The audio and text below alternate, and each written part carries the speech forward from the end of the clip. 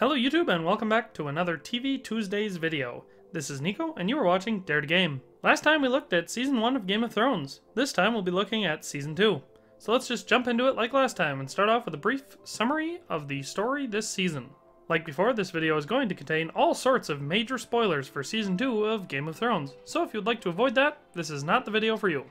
Game of Thrones Season 2 drops Thrones fans into a world torn apart by the death of Eddard Stark. The Game of Thrones second season aired on HBO in 2012. This season sees betrayal, love, romance, intrigue, dragons, and White Walkers. And that's just the tip of the iceberg. Episode 1, The North Remembers. In his home in Dragonstone, Stannis Baratheon publicly denounces Joffrey's right to the throne and announces he has teamed up with the Red Priestess, Melisandre, to take the throne for himself. Meanwhile, Robb Stark has had success against the Lannisters on the battlefield, defeating them in 3 battles, and capturing Jaime Lannister. He knows he needs more men in order to truly defeat the Lannisters, so he sends Theon Greyjoy to speak with his father in the Iron Islands, and get his army on their side. In King's Landing, Tyrion has been made Hand of the King, much to the disgust of his sister Cersei. Episode 2, The Nightland. Jon Snow and the Night's Watch have taken shelter with the wildling Craster and his daughter wives. Creepy. Craster keeps himself safe from harm by sacrificing all of his male children to the White Walkers, keeping the daughters for himself. In King's Landing, Tyrion makes his first moves as Hand of the King, promoting Bronn to Commander of the Watch. Theon Greyjoy reunites with his family after 9 years as the Stark's ward. He finds that his father hates him for his northern ways, and has plans to take the Iron Throne by force. Episode 3, What is Dead May Never Die. Catelyn Stark travels to meet with Renly Baratheon in order to propose a truce with him. While she is visiting, a powerful female warrior named Brienne of Tarth earns the right to be in Renly's guard. Despite the fact that he is gay, not openly, though everyone suspects, Renly has taken Marjorie Tyrell of the powerful Tyrell family as his wife. On the Iron Islands, Theon Greyjoy swears allegiance to his father and denounces the Starks who raised him. In the caravan bound for the Wall, Arya and her friends are attacked by men who wish to kill Gendry, her companion and the bastard of Robert Baratheon. During the battle, Arya frees a mysterious man named Jaqen H'ghar. Episode 4, Garden of Bones. Robb Stark begins to fall in love with a female nurse on the battlefield, despite the fact that he has strategically promised to marry one of Walder Frey's daughters. Arya, Gendry, and her friend Hot Pie are taken to Harrenhal, where they are put to work by Tywin Lannister, and Arya is made his personal cupbearer. After almost starving in the desert of the Red Waste, Daenerys and her remaining Dothraki and entourage arrive in the city of Qarth. The Qarthian people are at first reluctant to believe that she is the Mother of Dragons, but she is eventually led into the city by a friendly member of the council. Littlefinger meets with Catelyn Stark and proposes she trade Jaime Lannister for her daughters. Meanwhile, Melisandre gives birth to Stannis' son, a shadowy smoke creature. Episode 5, The Ghost of Harrenhal. In his camp, while discussing plans with Catelyn Stark and Brienne of Tarth, Renly Baratheon is murdered by the smoke monster birthed by Melisandre. Catelyn and Brienne escape, fearing that they will be blamed for his death. In King's Landing, Tyrion finds out that Joffrey has been secretly stockpiling hundreds of pots of an extremely flammable liquid called wildfire. In Harrenhal, Arya once again meets with Jaqen H'ghar, the man she freed from captivity. He promises to kill 3 men for her, 1 for each of the lives she saved. He demonstrates this by killing the first man on her list, a torturer called the Tickler. Episode 6, The Old Gods and the New. Theon Greyjoy and his newly obtained army take over Winterfell and capture Bran and Rickon Stark. Theon declares himself Lord of Winterfell, and to prove his power he beheads Sir Roderick, botching it horribly. During the night, the wildling Osha seduces Theon and sneaks Bran, Rickon, and Hodor out of Winterfell. The Night's Watch comes across a group of wildlings, killing all of them except for a woman named Ygritte, who escapes. Jon Snow separates himself from the group to recapture her. In King's Landing, Joffrey is hit in the face with manure while walking through the city, sparking a riot. Sansa is attacked and nearly raped, but is saved by the Hound. Across the Narrow Sea, Daenerys finds that her men have been murdered and her dragons have been stolen by a mysterious figure. Episode 7, A Man Without Honor. In King's Landing, Sansa finds that she has had her first period. meaning she must now have sex with Joffrey to bear his children. In Robb's camp, Jaime Lannister murders his own cousin, and the jailer who comes to investigate as part of the plan to escape. He is recaptured, and the jailer's father, Rickard Karstark, demands he be killed. In Qarth, Daenerys investigates what has happened to her dragons, and finds that they were stolen by a warlock named Pyat Pree. In Winterfell, Theon finds that Bran, Rickon, Osha, and Hodor have escaped. He orders his men to investigate, and after a long search reveals to the citizens of Winterfell what he claims to be the charred remains of the two Stark boys, saying he killed them, rather than admit they escaped. Episode 8, The Prince of Winterfell. Tyrion prepares King's Landing for Stannis Baratheon's attack while Joffrey continues to act foolish. Stannis prepares his fleet for the attack and names his companion, Davos Seaworth, the next hand of the king once he takes the throne. Beyond the Wall, Jon Snow has been captured by wildlings and decides to act as a spy for the Night's Watch by pretending to betray them to earn the wildlings' trust. Theon's decision to kill the Stark boys causes his father and sister to abandon him in Winterfell. Meanwhile, it is revealed that Bran and Rickon are actually alive. Theon had murdered and burned two farmers' children when he couldn't find the Starks. Episode 9, Blackwater. As Stannis' fleet heads towards King's Landing, Cersei and her children are hidden away with the rest of the Lannisters and other noblewomen, including Sansa Stark. If the city is taken, Cersei plans to take a deadly poison. Meanwhile, Tyrion sends a single unmanned ship towards Stannis' fleet. At the last second, Davos realizes it's a trap, but it's too late. Bronn lights the ship on fire, igniting the wildfire inside and destroying half of Stannis' army. Despite this, Stannis continues to attempt to take the city. His men are attacked by Tyrion's army on the beach.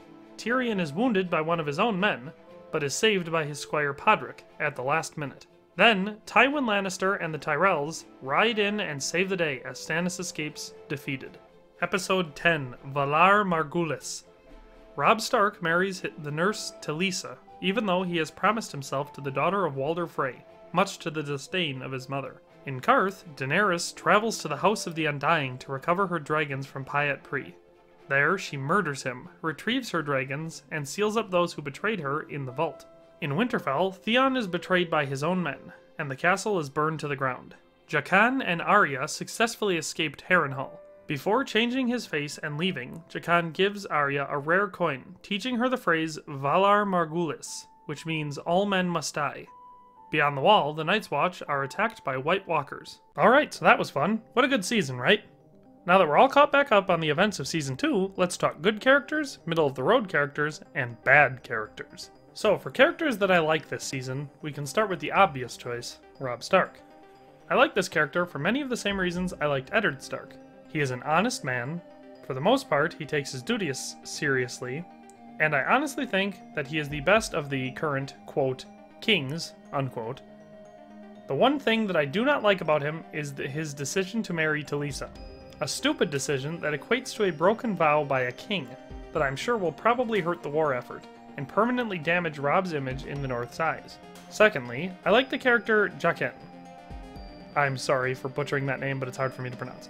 I think he's very interesting, and with the whole face-switching ability, he is very powerful and dangerous. He had nothing to gain from helping Arya, and repaying the debt. She didn't even know she was owed. But he kept his word, saved her life on at least one occasion, and didn't ask for anything in return. I hope to see more of him in the future. I, of course, am a big fan of the trio of Tyrion Lannister, his buddy Bronn, and the Squire Podrick. Every time they are on screen, I find myself enjoying the show even more, and I'm rooting for them to survive as long as possible, because this show has showed me so far that characters that I like generally end up dying. I also like Davos Seaworth, as he seems to be the only person in Stannis' camp that isn't insane, and I really hope he didn't die in the wildfire. He seems to be funny, honorable, and most importantly, not power-hungry.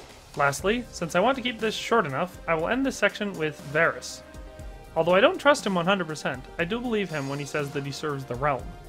He is a character that, although I find a bit weird, I do think he is a good man. Now, time for some characters that I don't necessarily hate, but that I'm not a huge fan of.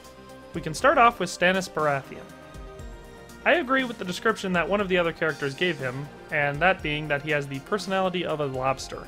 As much as I believe that religion can have a place on the battlefield, I find that fanaticism, more often than not, results in many senseless deaths, and oftentimes is not for being the enemy of the state, but for disagreeing with the religion. In this case, Stannis is not a character I enjoy, because although he doesn't seem to believe in his religion, he is willing to let his priestess burn people and use dark magic as long as it suits his goals. The only reason Stannis isn't on the hate list is because I like him more than Joffrey, and they are two sides of the same king coin. Secondly, I'm not a fan of Walder Frey. I think he looks far too much like Filch from Harry Potter, and he is a weird pedophile creep that has no honor, and whose allegiance, it seems, can be bought far too easily. Lastly, we have Tywin Lannister.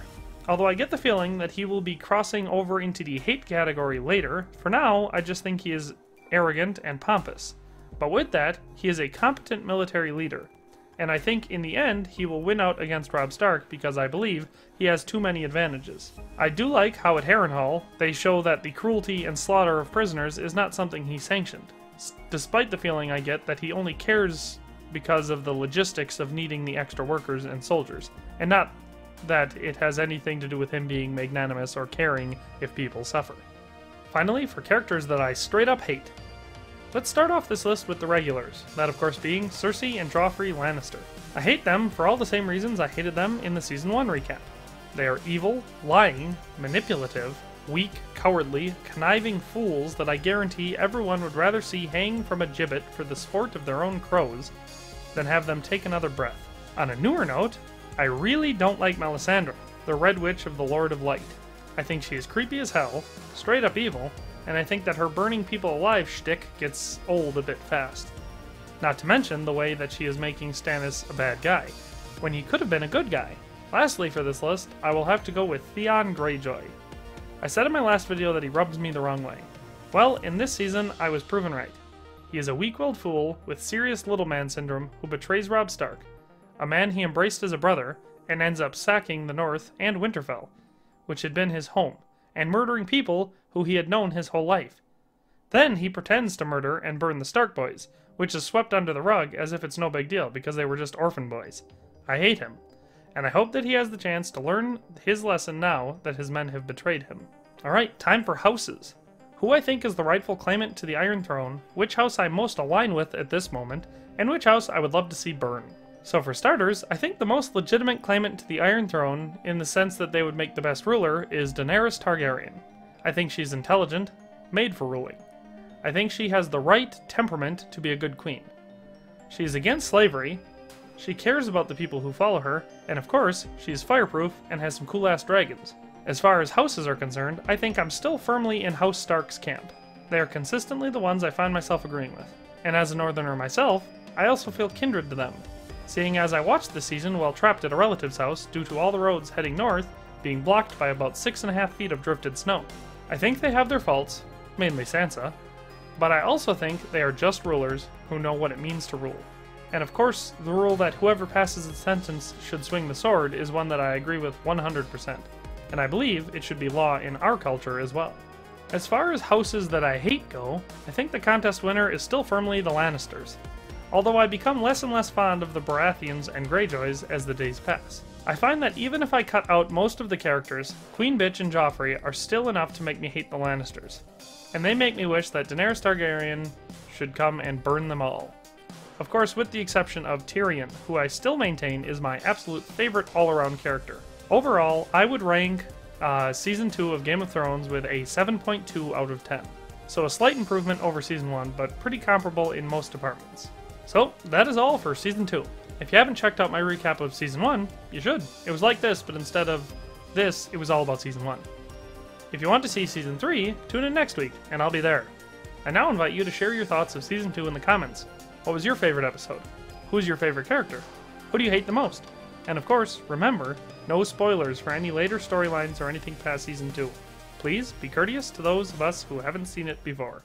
Congratulations on making it to the end of the video. If you did, I can assume you liked the content, and hopefully you'll subscribe and turn on the notification bell. If you haven't already, check out these links I have on the screen to see me on Twitter, Facebook, and Instagram. If you like my content and would like to support what I do here, there's a link to my Patreon account in the description, and a donation would be much appreciated. In any case, thanks for watching and have a nice day.